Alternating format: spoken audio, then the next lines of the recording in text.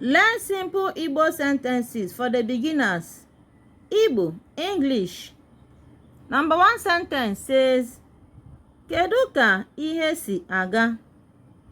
Kedu ka ihe si aga? How are things going? Let's answer it.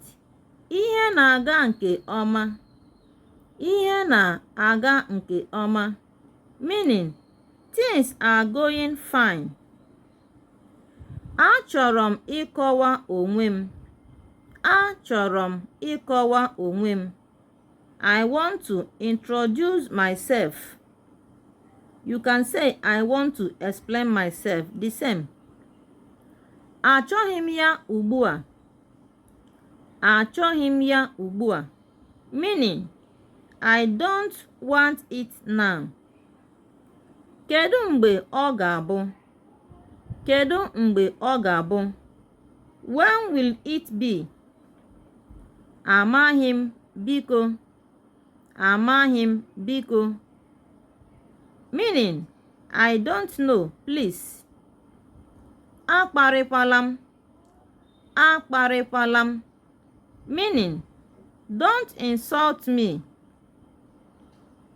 Anaghị m akparị gị. Anaghị m akparị gị. I am not insulting you.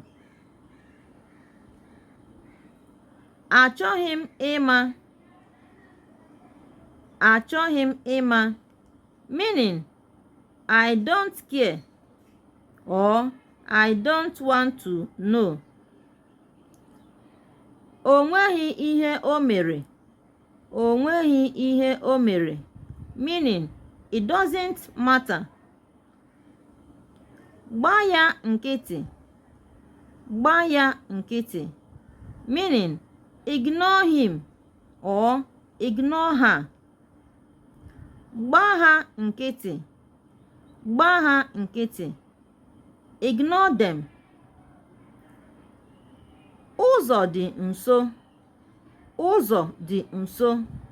Meaning, the route is near or the road is near. Just the same thing. Ọ baghị uru.